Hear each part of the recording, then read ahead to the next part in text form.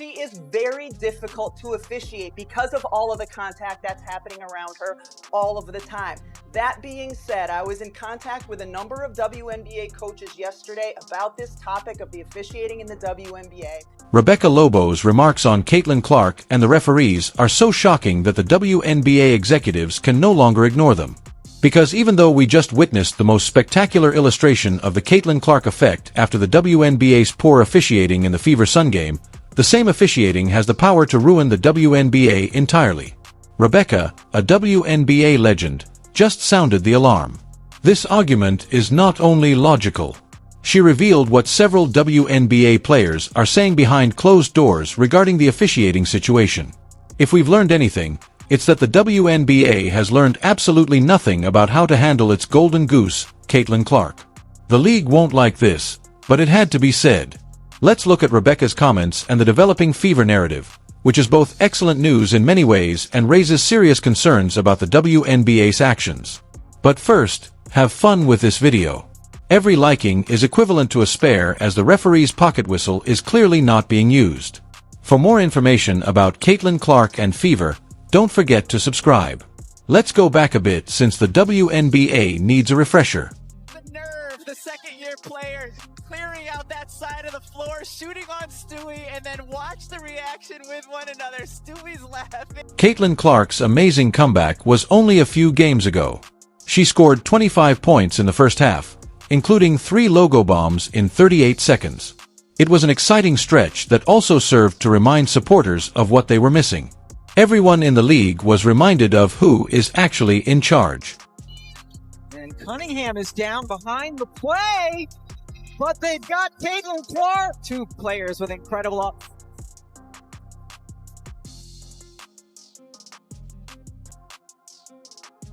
Clark, another long 3. She's back! The statement of statements was the game that made everything clear. The WNBA has more assets than just Caitlin Clark. It is up to her.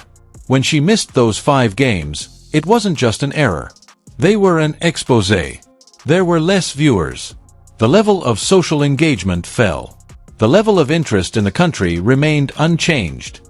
Every WNBA story now seemed like background noise without Caitlin. But here we go with Caitlin Clark, singularly, being missing for the time she was gone, and ratings tanking, 50% in some cases. And then also she comes back and reminds everyone how spectacular she is, and everybody's talking about the WNBA. So if you needed to sort of have it affirmed to you that it is just her, that the singularity of her is what we are talking about, and her star power, you got it with this absence and then the way she came back. Caitlin Clark's return helped the WNBA as a whole after weeks of declining ratings and mounting pressure.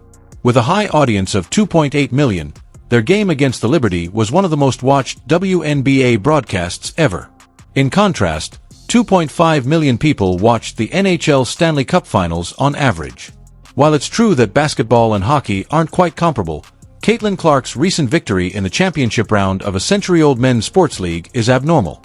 Although WNBA leadership seems to have completely missed this, a subject we'll address in a moment, Olympic gold medalist, Basketball Hall of Famer, and perhaps ESPN's most poised voice in the room, Rebecca Lobo, has not disregarded the significance of this. Before I get to her comments about the refs, have a look at her description of how seismic Clark's comeback was. Becca, tell me, what does Clark's return mean for the WNBA? I mean, it means a lot more people are paying attention once again. We know how much Caitlin drives ratings. We know how much Caitlin drives attention on the WNBA. And for her to come back and do it in that way was just ridiculous. Pay attention to what Rebecca Lobo said. People are observing once more. It's a little phrase, yet it says a lot. Because if they start watching again, it means they have quit. And we all know exactly when it happened. When Caitlin Clark wasn't present. Lobo didn't stop there. She went on to explain why fans came back as soon as Clark returned.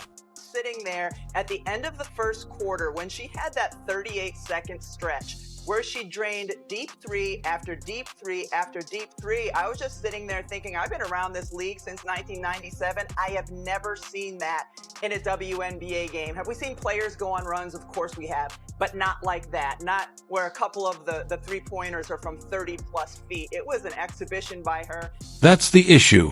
These weren't your usual long twos or deep threes. These were logo bombs from a different zip code. Few, if any, athletes are able to accomplish that frequently and with such ease, which is why fans watch. Even Natasha Cloud, who hasn't shown any consideration for Caitlyn's supporters. Recognizing the reality is necessary. You must defend her as soon as she crosses the middle. This is not normal. Please ask Rebecca.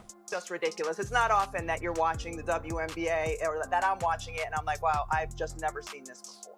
Everything that has been happening, not just since Caitlyn's return, but actually the entire prior season and this one as well, becomes really concerning because we're no longer just talking about missed calls or tough defense. We're talking about a trend that has become so obvious that even seasoned WNBA insiders like Rebecca Lobo are speaking up. Additionally, everyone in the league should have been chilled by the game against the Sun. For some reason, neither JCS Sheldon nor Marina Maberry were sent off despite effectively tagging Caitlin Clark mid-aim with a body check to the court and a claw to the face.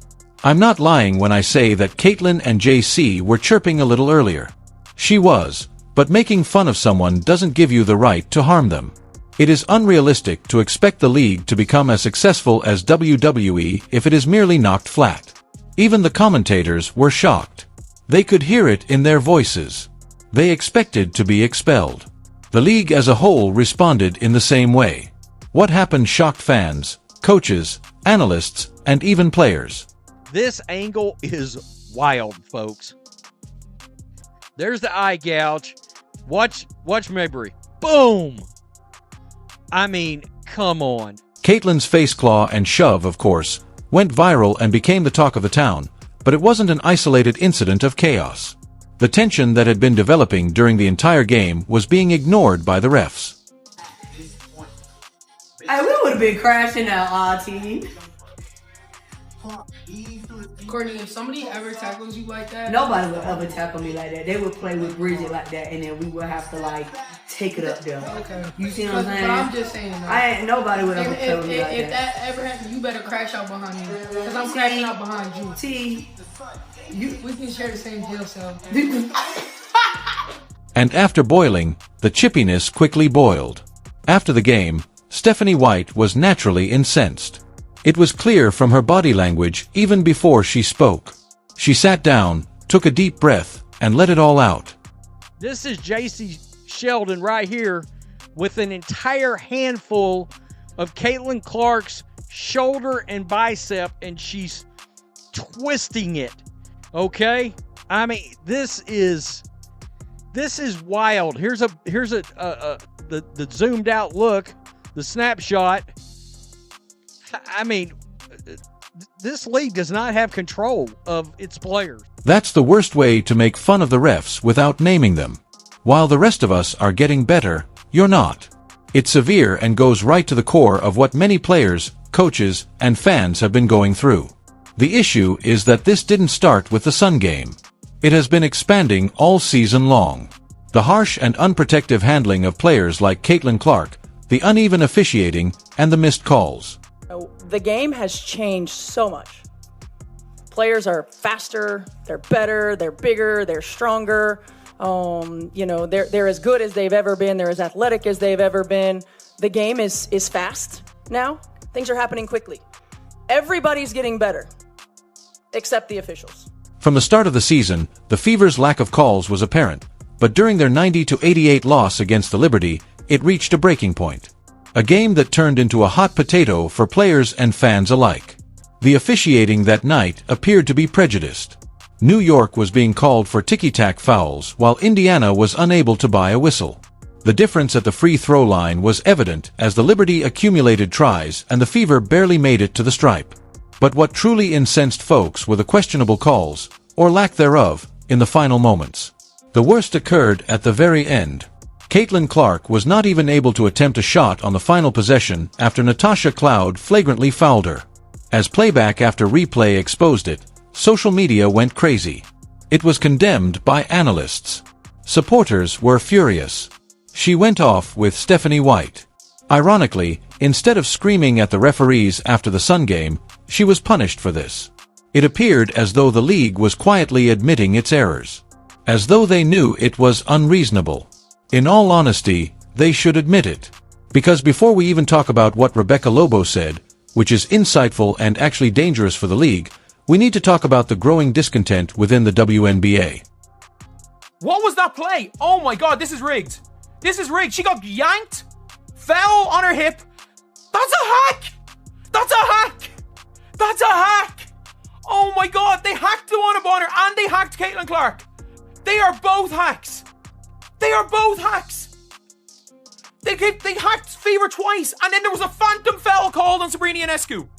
Instead than disregarding players' complaints about hard play, the officials openly laugh at them. Let's go back to Rebecca Lobo and how Caitlin Clark is affected by all of this. Players are laughing and saying things like, "I'm going to get hurt if this keeps up." The conclusion is as follows. If Caitlin loses, the game is over. Everyone knows about it. The league, the players, the networks, and the fans, whether they will admit it or not. Rebecca, to her credit, didn't sugarcoat anything either. She said what needed to be said in the most delicate way possible. But if you listen to what she says, it's far more concerning than you might think. I thought she got fouled. I think it's pretty egregious what's been happening to us the last few games. A minus 31 free throw discrepancy. And I might be able to understand it if we were just chucking threes, but we're not. We're attacking the rim. And the disrespect right now for our team has been pretty unbelievable. So it's disappointing, that it doesn't go both ways, or it hasn't gone both ways. Have you grasped what she just said? She didn't just say that some coaches are concerned. All of them, she remarked. Every coach she has spoken to says that the officiating is a big problem. Things get considerably worse at this point. Because if every coach agrees that the officials have lost control, they are forced to make changes. They will be subject to a new set of regulations. It becomes dangerous when the silent one says, "We will defend our players if the referees won't." The second time where I'm attacking, it's very physical. I'm saying something to the ref, watch my man in his face, watch physicality. I get laughed at, and it ends in my ankle getting turned. The same thing happened in Dallas, a flagrant that wasn't called. Same thing happened here. So my ankle is hanging in there, but it's starting to get very frustrating. I'm averaging less than 2 free throws a game, and I drive, I'm physical. I'm not someone who's avoiding contact. So I just hope that the safety of players starts to become a priority versus the ego of refs. That's all. It's like encouraging people to go as fast as they want since there is no highway patrol and you'll be left behind if you don't speed, even if it's risky. Right now, the WNBA is doing precisely that. By refusing to raise officiating standards, they're creating an environment where players are forced to be more aggressive, even if it's risky, because it's about survival. They also know that the referees won't step in. We've already seen the outcome. The clear fouls against Caitlin Clark, the cheap shots, the body checks, and the coaches and fans mounting irritation. And soon, when it happens again, it starts to feel more like a message rather than an oversight.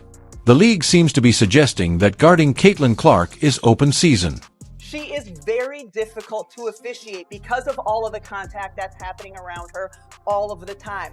That being said, I was in contact with a number of WNBA coaches yesterday about this topic of the officiating in the WNBA, and all of them said it needs to get better. Specifically, the consistency, not only from one game to the next, but the consistency within a game. And you see, I get it.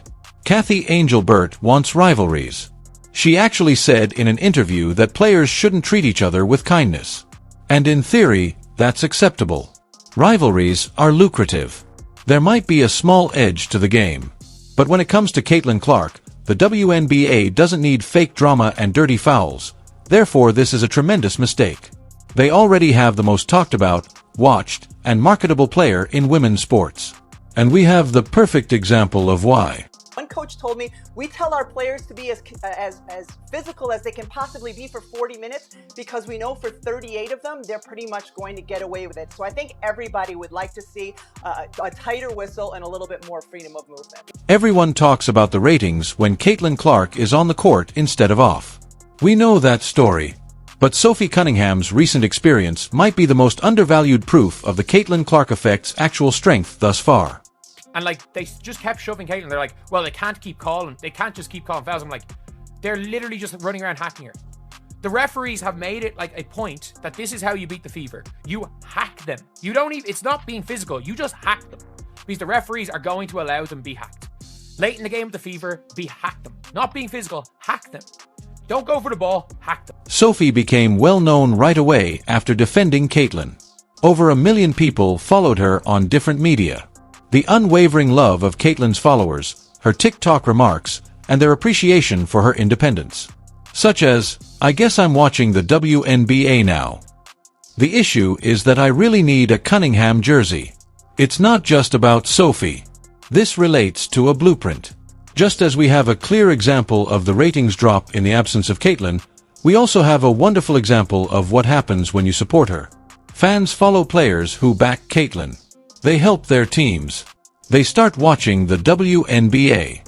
Although it normally happens slowly, it might happen suddenly. And none of that is feasible without Caitlin on the court.